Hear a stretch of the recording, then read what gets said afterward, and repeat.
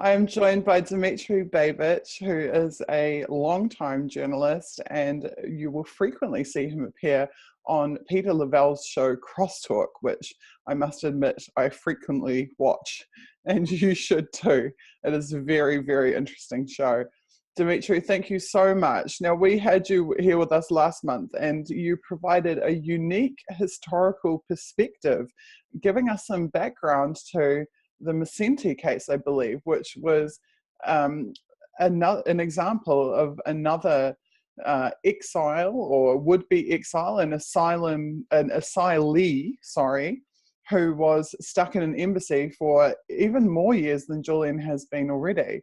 And I found that story particularly fascinating, and your contribution to the stream was absolutely fantastic. So I'm so pleased to have you back here with us. Thank you for joining us. Thank you. Yes, indeed, that was a case of Cardinal Macenti, who in 1956, when the Soviet troops entered Budapest, was basically locked up in the American embassy and couldn't leave for more than 10 years. Only after about 14 years, he managed to get permission to go to the airport and basically leave the country. So that was the end of his ordeal, but it continued for 14 years. And it was a very, very unpleasant story for the Soviet authorities. And it's now been repeated under our very eyes. Right, but now the shoe is on the other foot, correct? Because it was in fact the American embassy that he had taken refuge in. Absolutely, and I want our viewers, if we have viewers who are not yet convinced about this, if we have viewers which do not have primary knowledge of what life is like in Russia, I want them to understand what's going on. When the mainstream media in the West say that Russia is returning to Stalinism, Stalinist practices are being repeated, I see a very different picture. Very, very rarely in Russia is now Stalin mentioned in a positive context, and especially his methods. But I see more and more similarities between what the Soviet authorities did and what the American authorities, what the EU authorities are doing right now. The similarities are striking. And for me, as a person who lived under the Soviet Union, this is obvious. So I think it's very important. This whole story with Julian Assange is very important, because it gives us another example of how the American and the European authorities are now repeating what some of the worst things that the Soviet authorities did. Today, Julian's situation was described, I think, quite aptly as a slow motion assassination that is unfolding before our eyes. Would you agree with that?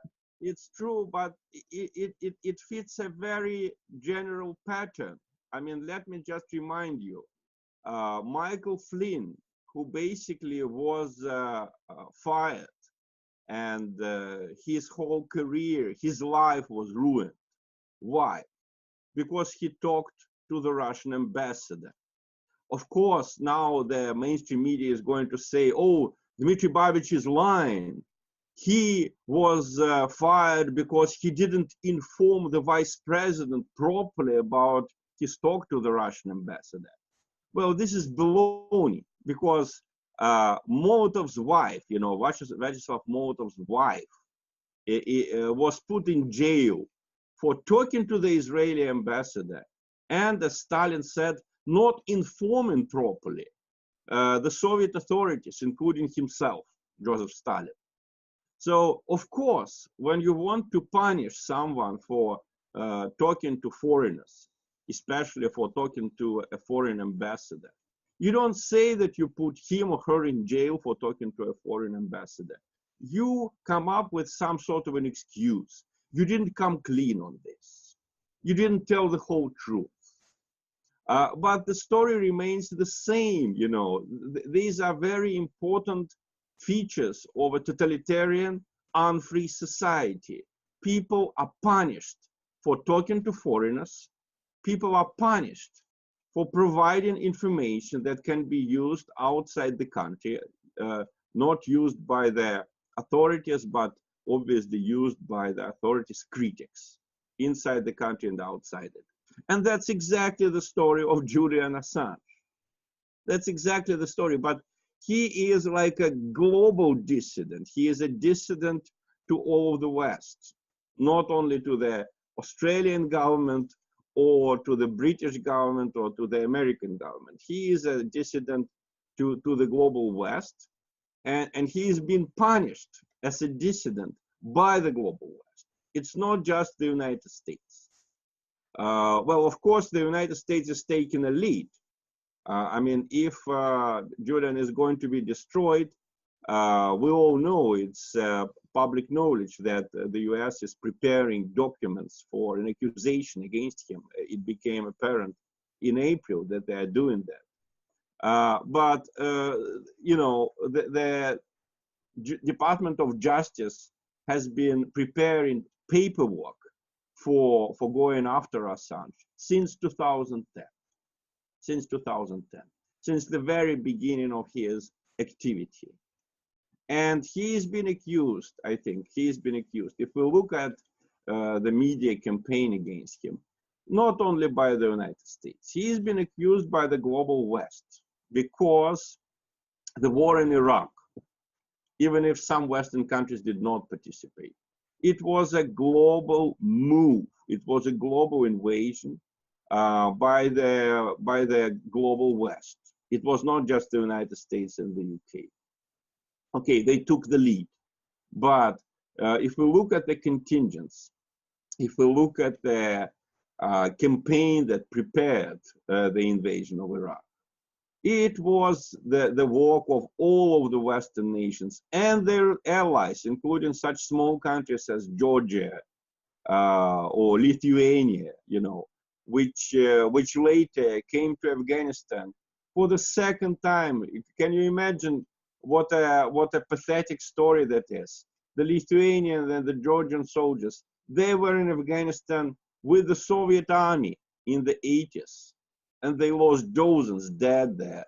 And then they came the second time like robots, this time together with the global West. And unfortunately, the story just repeated itself. And this is against repeating such stories that Julian has been campaigning. His information made it apparent that some very cruel things were done in Iraq. Some very cruel things were done in Afghanistan. And of course, the global West viewed it as a betrayal.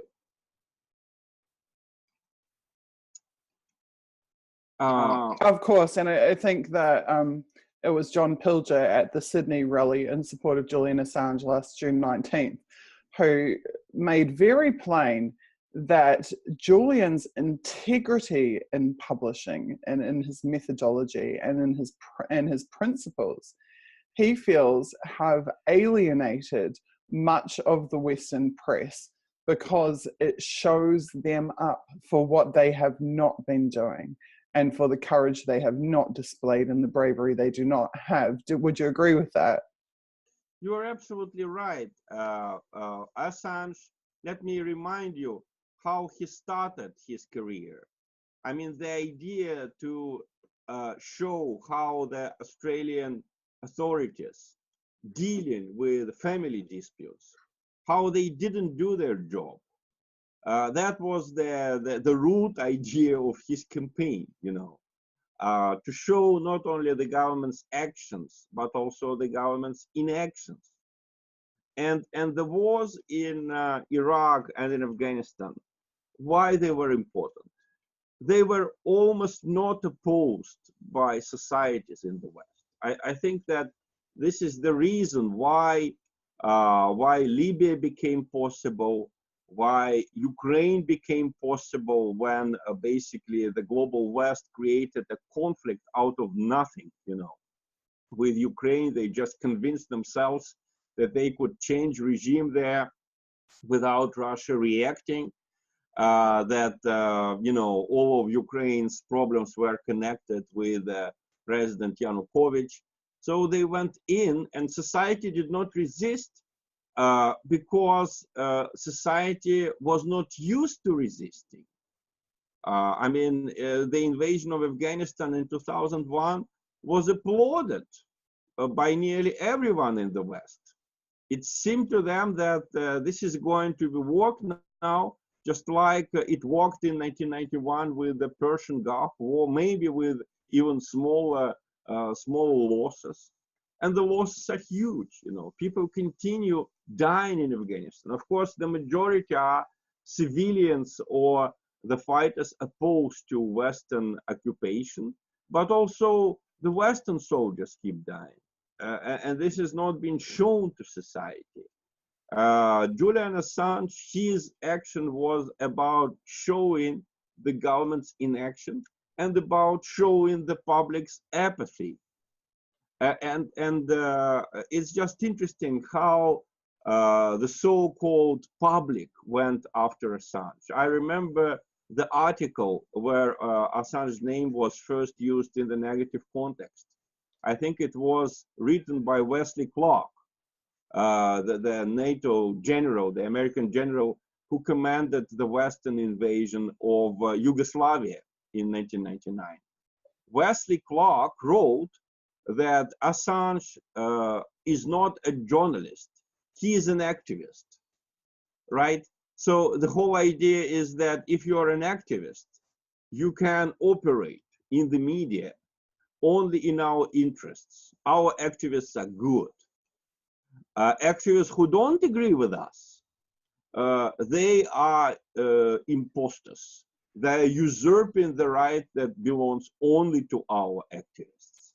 They have to have a journalist ID if they, if they perform as journalists. They have to have other IDs if they perform as lawyers. Suddenly, you cannot be a citizen journalist. You cannot be a citizen lawyer. You basically cannot be an activist if you are acting against a Western project. And that's exactly what Assange was doing. And we see, I think, another manifestation of what you're describing is the reluctance of the major NGOs, the major human rights organizations, to advocate on behalf of Julian when it is so clear that he is being politically persecuted for his journalism. Exactly. Again, this is the same things that we saw in the Soviet Union. When Alexander Solzhenitsyn started campaigning for basically telling the whole truth, recognizing Stalin's repressions and their full scope, suddenly his colleagues, the writers, expelled him from their union. Well, first, it was of course not the writers, it was the authorities that wanted him expelled. And those same writers who greeted his first work when Solzhenitsyn was acting with permission from above, those same writers threw him out of the writers' union, right?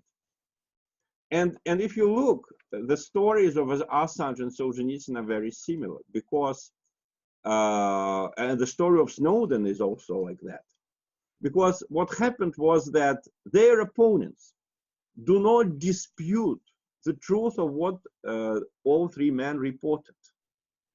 Brezhnev did not dispute that Stalin's concentration camps existed. He couldn't dispute that. It was indisputable. But he accused Solzhenitsyn of not coming to the government, not coming to the KGB with his doubts, with his problems. He was sending a message like, we would help you if only you came to us. Well, we had the same story repeating itself with Assange and with Snowden. Let me remind you how the American press wrote about Snowden. I'm quoting one of the articles. Why didn't he go the congressional way? Why didn't he go to his CIA superiors? They would understand. They would help. Well, in what way they would help? They would take all of his data for themselves, and they put him in some safe location, a prison at best, or a mental asylum at worst. And that would be the end of the story, right? That's why Snowden went to the press. That's why he had to leave the United States. That's why he ended up in Russia. The same story with Assange. If he went the congressional way, if he went to the British government, if he went to Australian government, we know what the reaction would be. They would take all of his data and try to isolate him. So it's the same story repeating itself over and over again. The only difference is that Brezhnev was actually better than Obama and better than the British government now, because Brezhnev did not send Solzhenitsyn back to Gulag. He had the courage and the mind, I mean Brezhnev, to just expel him to Western Germany. In this way, Brezhnev avoided having a trial and basically facing uneasy questions from the foreigners about the trial. Obama decided, he was worse than Brezhnev. He decided to send Snowden to the American Gulag, and he did everything possible to get this task achieved, right? The same story with Julian Assange. The British government is doing everything. We all understand that this whole story with Swedish women accusing Assange, that this is just laughable. Even the American feminist organizations don't believe it. Those organizations who are usually very, very kind of severe with men accused of or suspected of rape. Even they don't believe this story. So who can believe this story? Does the British government believe it? Of course they don't. But they want to act against Assange. They want to punish him for what he did. They basically want to do things that Brezhnev did not dare do in 1974. Sending our present-day Solzhenitsyn to the Gulag, you know, to the place that he described in his own works. Speaking of going the congressional way, I would just note that Julian kind of has been offering to do that, and they don't want a bar of it, in the sense of he has offered to testify for the UK Parliament about Cambridge Analytica. He was recently been disclosed by The Hill that he had discussed an immunity deal with the Trump administration in order to give the information, the evidence that he has, that he says proves Russia was not involved in the DNC leaks. And in both of those cases, it is, in fact, the politicians, and I think Senator Mark Warner it was in the US, and even the intelligence agencies in the form of James Comey, then head of the FBI, shutting it down. They don't want the testimony. They don't want the truth or the evidence brought before them. Exactly. Well, the whole story with the so-called Russian meddling is falling apart under our very eyes. But the problem is that if indeed they follow the conclusions of their own House Intelligence Committee, which said that there was no evidence of the so-called collusion between Trump's campaign and Russia, then they should take the sanctions off Russia, because let me remind you that the sanctions were imposed under the pretext of Russia's meddling into the American elections. How else can they explain this so-called meddling otherwise than basically accusing Russia of helping Trump to come to power? Okay, if you really believe that Trump came to power illegally, have another election. Declare Trump a non-valid president. That would be logical. But they don't do it, because that would mean doing a lot of other things, including taking sanctions off Russia. So we have this very, very strange situation when one intelligence committee says that Russia was not involved, that there was no collusion. Another intelligence committee, I think the Senate one, saying that they're still looking for collusion, right? We have the former American ambassador in the Soviet Union, Jack Matlock, saying, let me quote what he wrote, that basically there was absolutely no conclusion by the so-called intelligence community that Russia interfered in the 2016 presidential election. Mr. Matlock is describing in that article how the real intelligence reports are prepared, and he doesn't see any meat, he doesn't see any proof in the texts that were made public in the so-called conclusions of the intelligence agencies. And Jack Matlock thanks Ray McGovern for basically for his campaign, which made this article by Jack Matlock possible. He writes in the end, thanks to Ray McGovern and Bill Binney for their research assistance. Jack Matlock, June 29, 2018. And Ray McGovern, whom I respect immensely, has been speaking right before me in this campaign.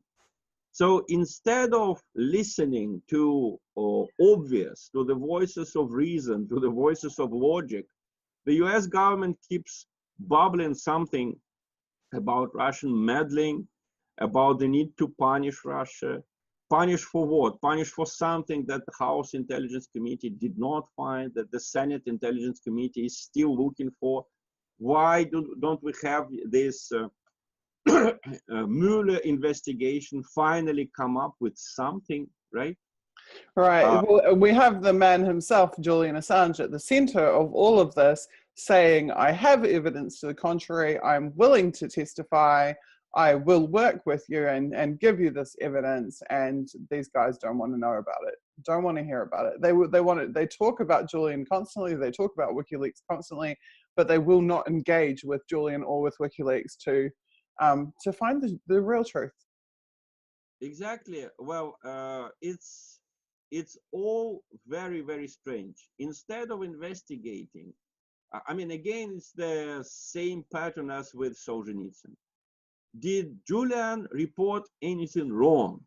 Did he falsify any of these DNC papers? Did he misquote any one of them? Give us one example. Oh, no, that was all true. That was all rightly reported.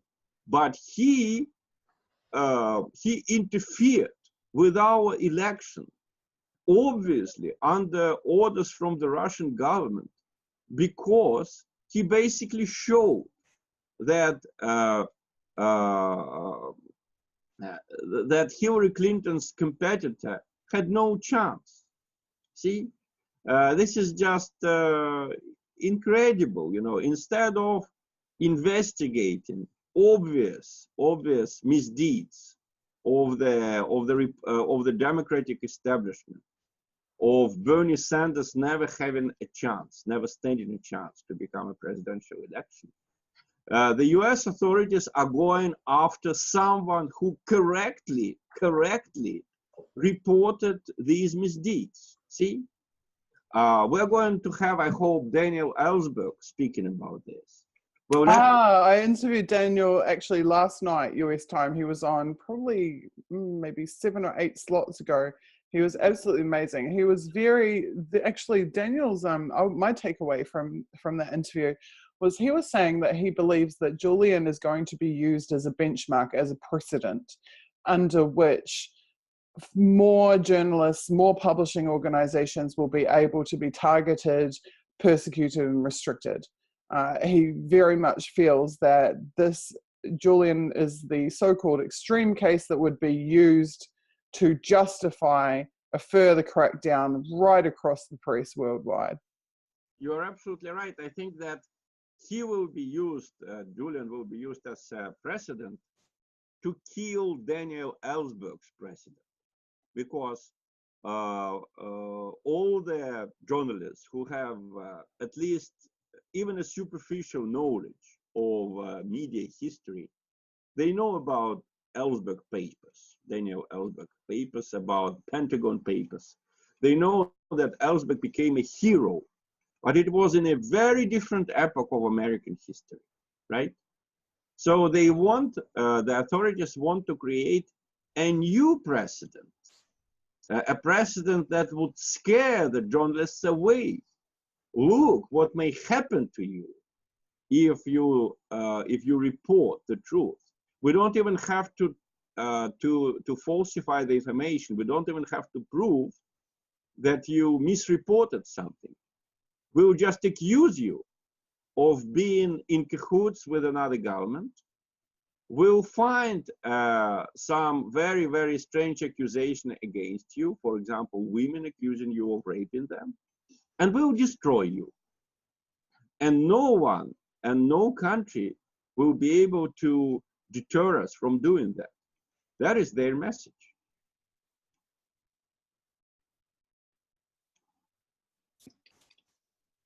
Hello? Now, how strange that that would come from a president that rails against fake news when WikiLeaks and Julian Assange are 100% real news.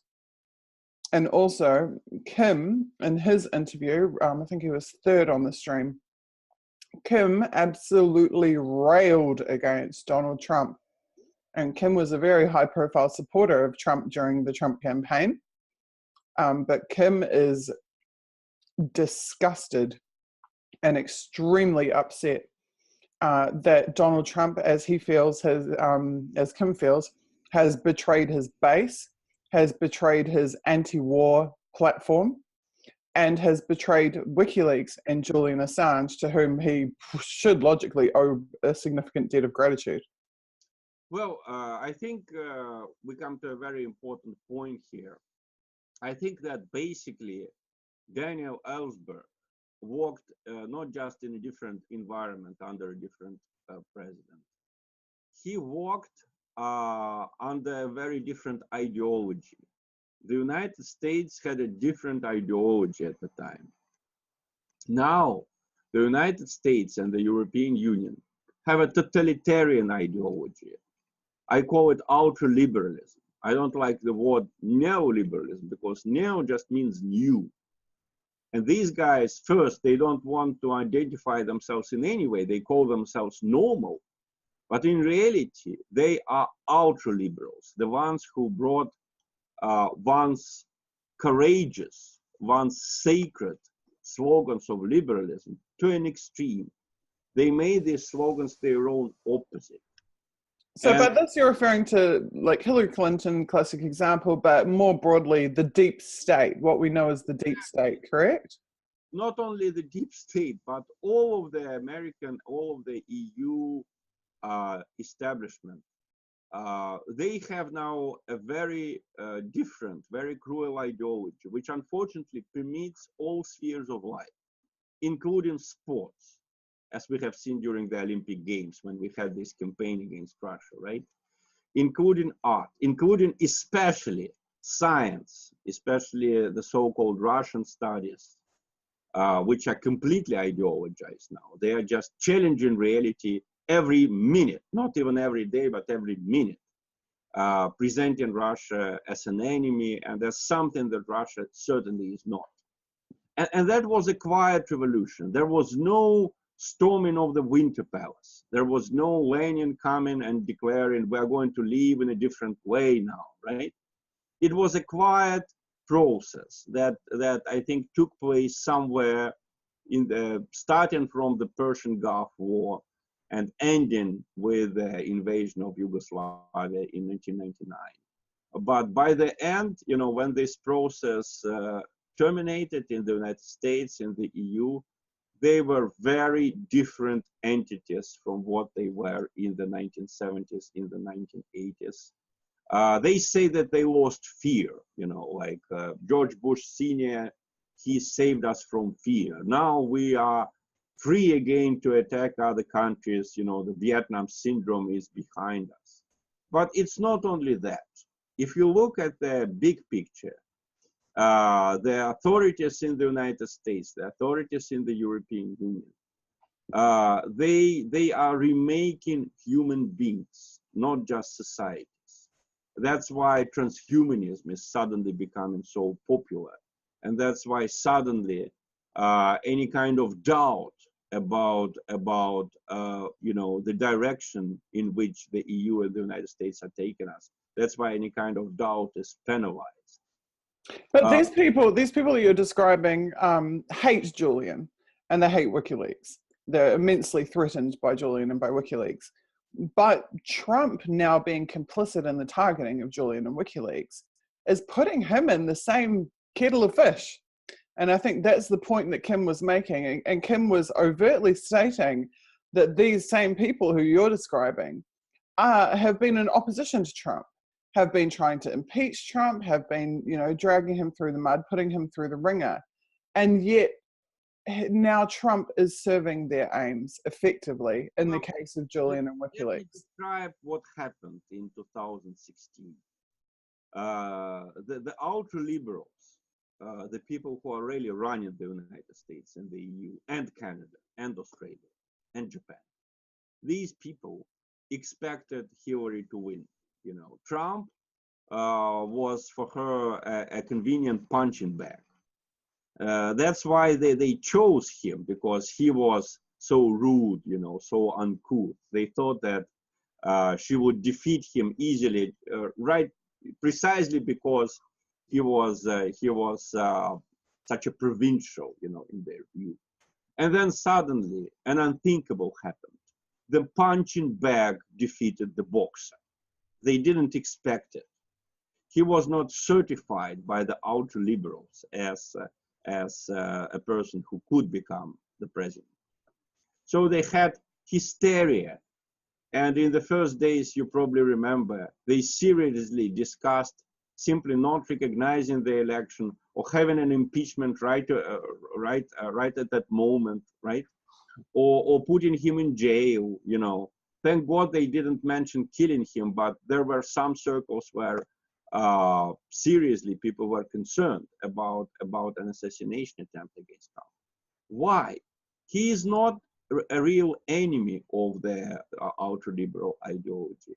He is just not an open and certified believer in it, right? And they only admit open and certified believers, such as Hillary Clinton, such as just about 99% of the candidates, serious candidates for the top positions in the EU and in the United States. So they went after him. Let me remind you of the hysteria that Paul Krugman had in the New York Times. Paul Krugman, unwillingly perhaps, quoted Yuri Andropov on the next day after Trump's election. He wrote, "We thought we knew the society that we lived in. We didn't know this society."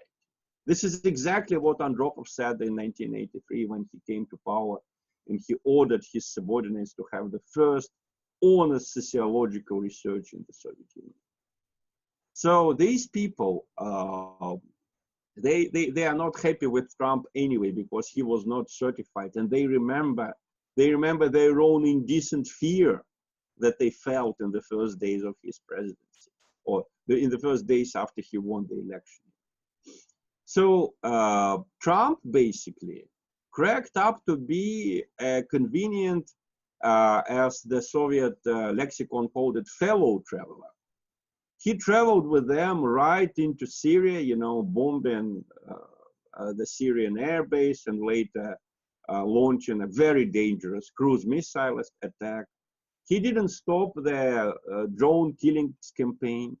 But let me remind you that all of these very, very cruel and not very legal international adventures, they were all started by Obama or by his predecessor, by George Bush the Jr. It was Obama who started getting involved in Syria. It was Obama who started the drone killings campaign. It was Obama who basically supported the coup in Kiev, which led to one of the most dangerous conflicts in the middle of Europe since the end of 1945.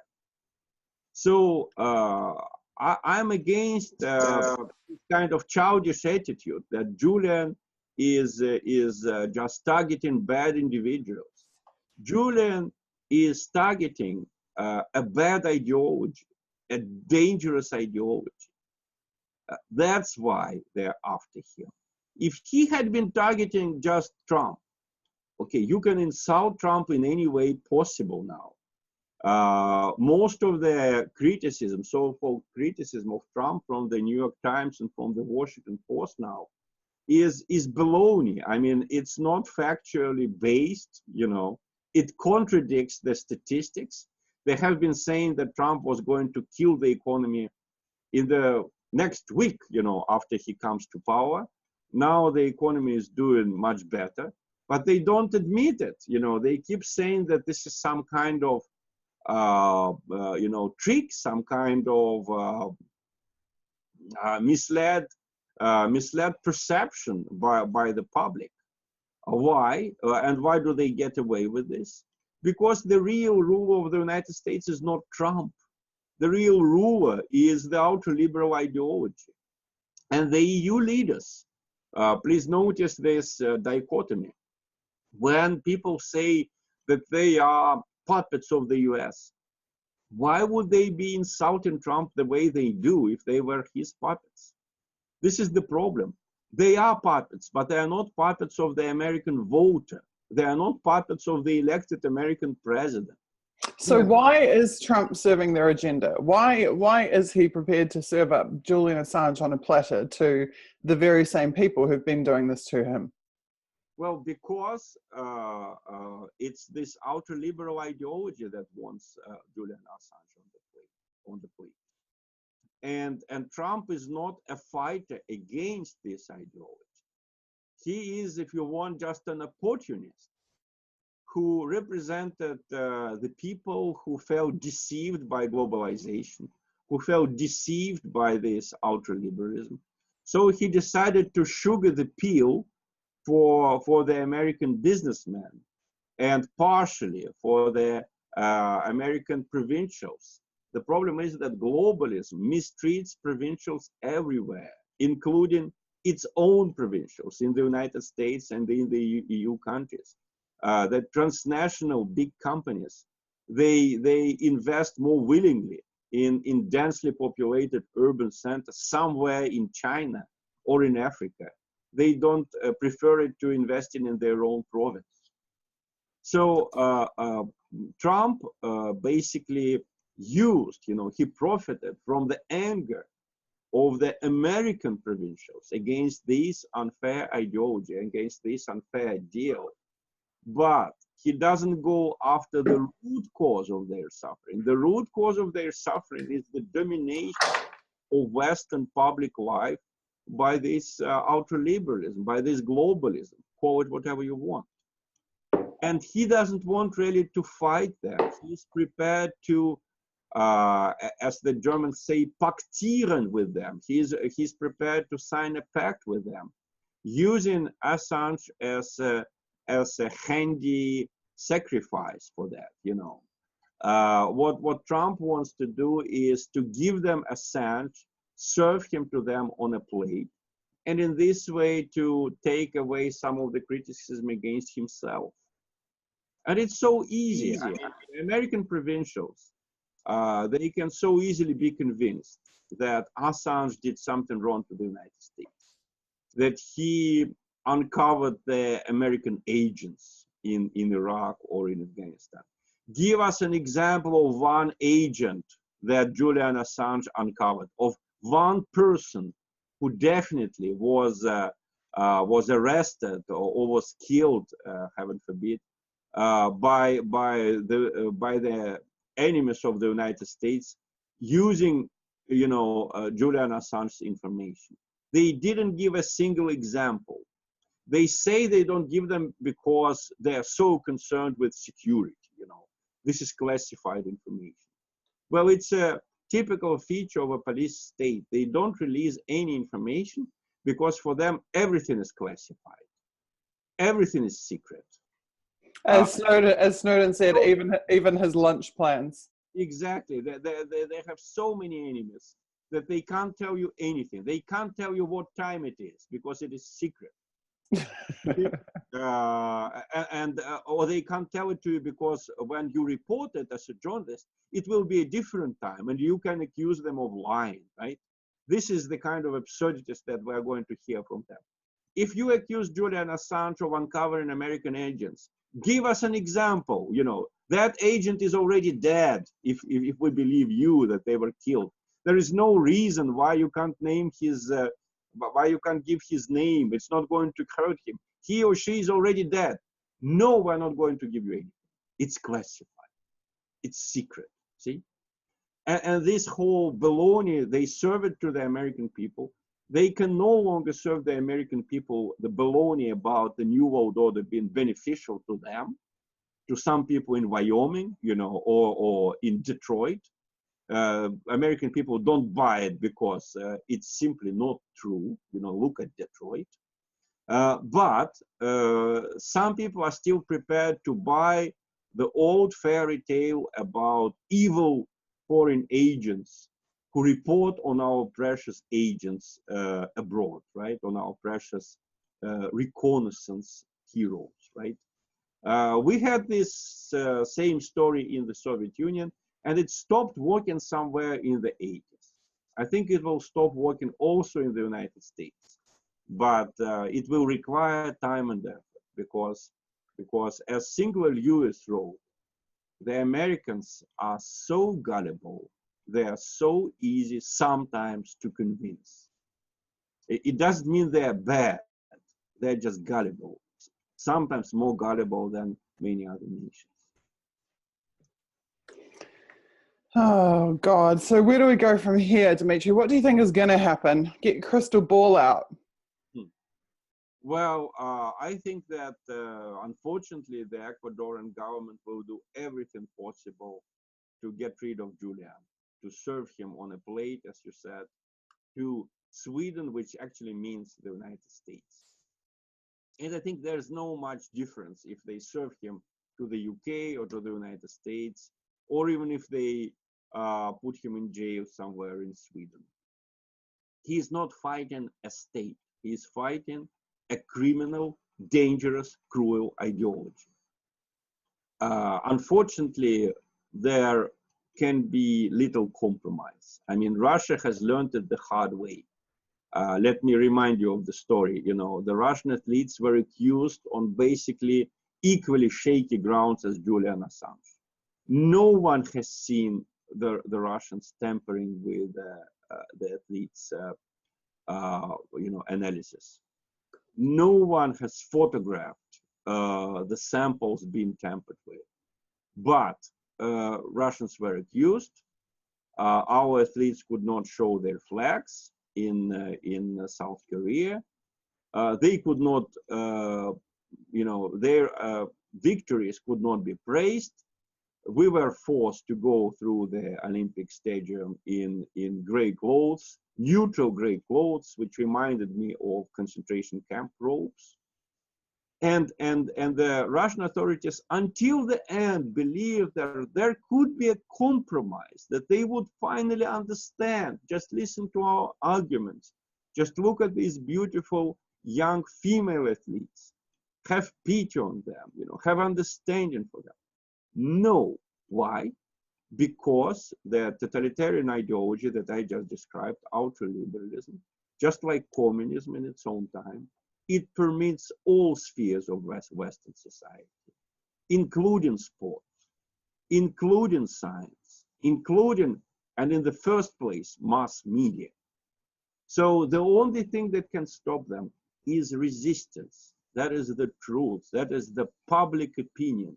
I think the real war is now going on, not for you know, the best position for the troops, the best you know, the fastest missiles, or you know, the biggest ships or submarines. The real war is for public opinion right now. This is the first war that will not be stopped by a balance of fear or by deterrence as before, because the United States is spending 11 times more than Russia on defense. Europe is spending 4 times more than Russia on defense. This is not my data. This is the data of the Stockholm Institute for Peace Research. And that gap is going to get wider and wider. So arms will not save us. A victory in the sphere of public opinion may save us. And by us, I don't mean Russians, I mean the whole world, because the whole world will be in danger if that ideology triumphs everywhere. And that's why Julian Assange is so dangerous for them, because he has hit them where they are most vulnerable, in the sphere of public opinion. He was the first one not to have fear and to go all the way. And that's why they will go after him, and they will find, women accusing him of rape.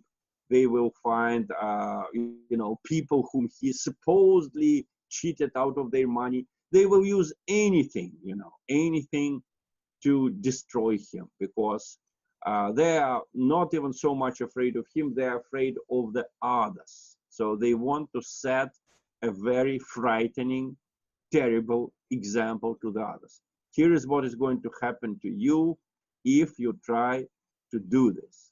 The point about Julian is that they can't accuse him of stealing money. His campaign did not cost anything, We're living in the internet age. So a lot of talented young people may try to repeat Julian's success without becoming millionaires first. It is so cheap, you just need to have some computer skills and have a devoted team of your supporters. So they want to destroy him because he is so dangerous. He is a David who almost killed Goliath.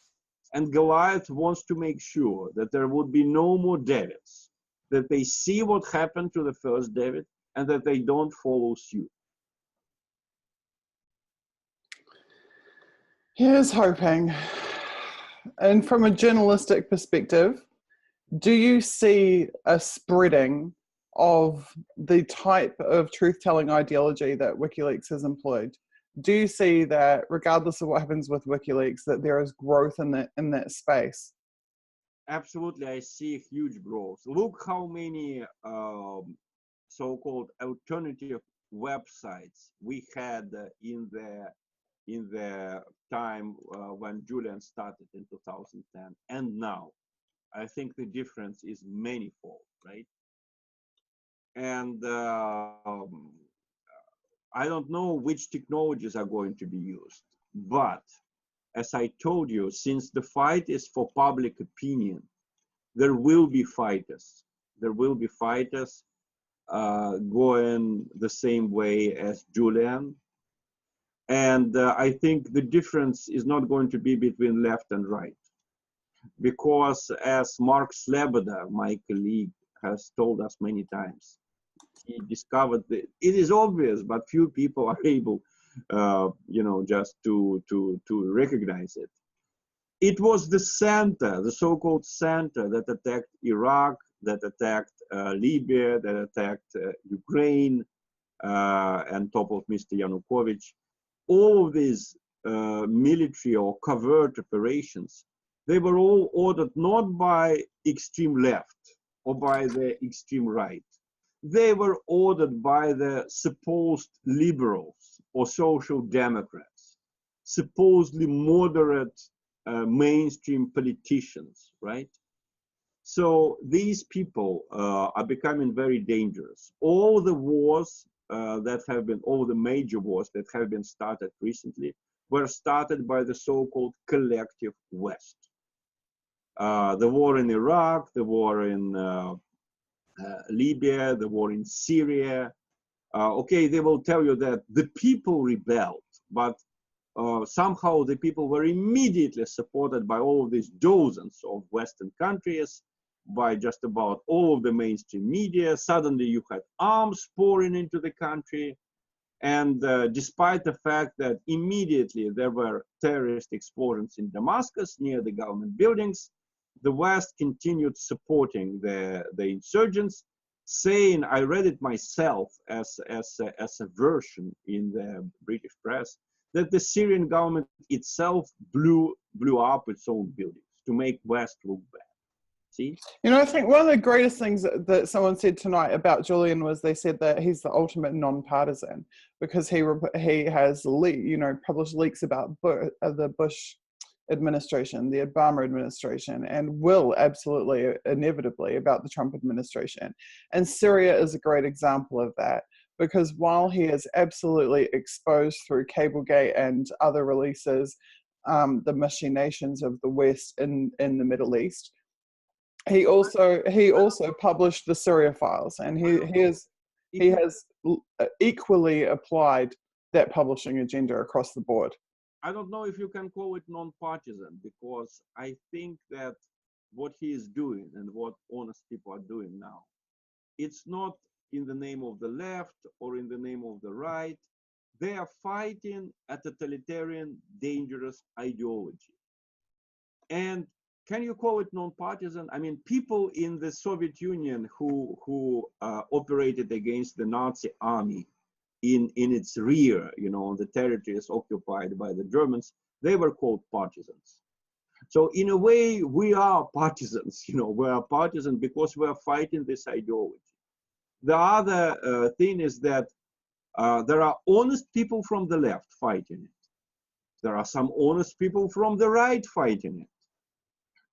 We are all fighting it, defending different values, This ultra-liberal ideology is very elitist. It is dispossessing lots of people. Billions of people are becoming, I would say, logically poor, according to it, right? So you have the left fighting it, the real left. This ideology wants to change human beings. It wants to be able to make people replaceable.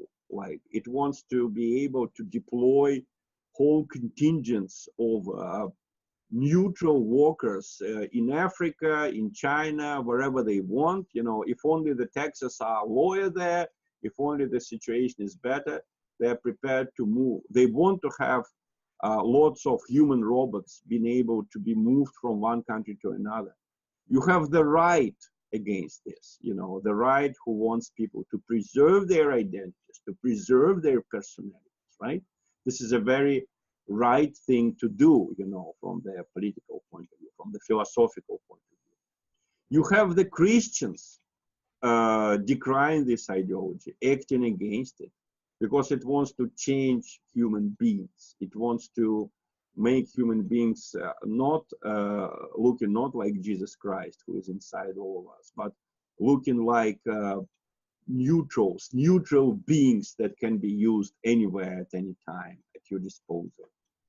So you have some patriotic people, acting against this ideology simply because it is against patriotism. This ideology may ally itself with nationalists sometimes, like it allied itself with the Ukrainian nationalists against Russia, or it allied. But only when it suits itself, because it is expanding their area of global control. Dmitry, I'm so sorry to cut you off, but we have to wrap it because we are running over time rapidly. But I would like to know from you, what is your message to Julian? Julian, we are with you. Julian, you are leading the main fight today. The main fight for peace is going on in the sphere of public opinion. You are our vanguard. You achieved a lot. Stay afloat. Keep fighting. We are behind you. If we are noisy, we won't let them do anything bad to you. And we will be noisy. And we're getting more noisy every single month. Thank you so much, Dmitry, for being here and for being a part of this. Your voice counts and it is really important. So thank you very, very much. And thank you for getting up at the crack of dawn to do it, because I know you have a full day of traveling. And I really appreciate when people do put themselves out, you know, and go the extra mile in order to be able to make a public stand like this. So thank you very much for that. All the best. All the best to you.